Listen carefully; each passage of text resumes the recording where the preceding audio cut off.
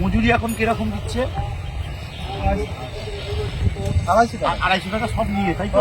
চাল ফাল দেয় না, তাহলে 250 টাকা একটা লোকের তার সংসার চালাতে হবে। মানে শুধু তো আপনি নয়, আপনার পরিবারের আরো বাচ্চা কাচ্চা আছে নিশ্চিত হবে। তাহলে 250 টাকায় চলে বলুন তো এখনকার দিনে? কিন্তু কাজ করতে বাধ্য হচ্ছে। কিন্তু এইটা নিয়ে দেখেছেন যে বিজেপি বা তৃণমূলের কোনো কিন্তু মাথা ব্যথা নেই। সারা বছর ধরে এই যে গরিব মানুষের মজুরি বৃদ্ধির আন্দোলন কিন্তু একমাত্র বামেরাই করে, একমাত্র বামেরাই করে। এবং সিপিএম এর সময় থাকাকালীন যদি আজকে সিপিএম থাকতো তাহলে কিন্তু এই মজুরিটা এই জায়গায় থাকতো না। এটা বুঝতে হবে আমাদের। কত বছর মজুরি বাড়েনি আপনাদের বলুন? কতদিন যতদিন তৃণমূল এসেছে ততদিন আমাদের এই 250 টাকাটা পাশে থেকে তার যে কণ্ঠস্বর, তার যে বলার কথা, সেই কথাটা যাতে আমাদের মাধ্যমে পার্লামেন্টে গিয়ে পৌঁছায়। এবং তার সঙ্গে সঙ্গে আদিবাসীদের যে আরও যে অন্যান্য অধিকারগুলো আছে, জল, জমি, মাটির যে অধিকার, এবং দেখবেন কিছু কিছু জায়গায় আদিবাসীদের তাদের জায়গা থেকে উচ্ছেদ করে দিচ্ছে। তারা যে জঙ্গলে বাস করছে সেই জঙ্গল থেকে তাদেরকে তুলে দিচ্ছে এবং সেই জঙ্গলটা কর্পোরেট সংস্থা মানে বড় বড় কোম্পানির হাতে বিক্রি করে দিচ্ছে। এর জন্যও কিন্তু সে লাল ঝান্ডা।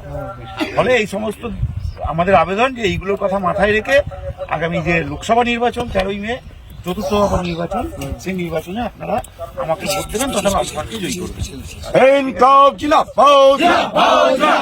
রাস্তা হাতুড়িতা চিহ্নে মাস্টারমশাই কমরেড নীরব খাকে ভোট দিন, ভোট দিন বাঁচতে, মজুরের বাঁচার মতন বাঁচতে, গরিব মানুষের বাঁচার মতন বাঁচতে নিকেলা।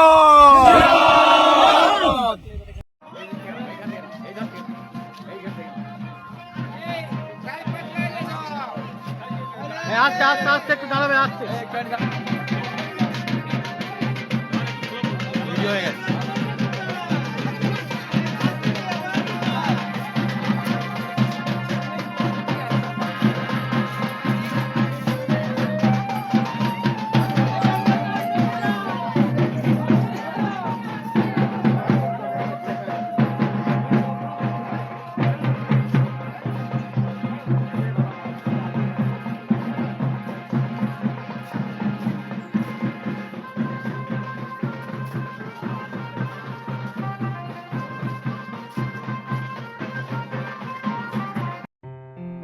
আসন্ন লোকসভা নির্বাচনে রাজ্যের প্রতিটি প্রান্তে বামফ্রন্ট প্রার্থীদের জয়ী করুন।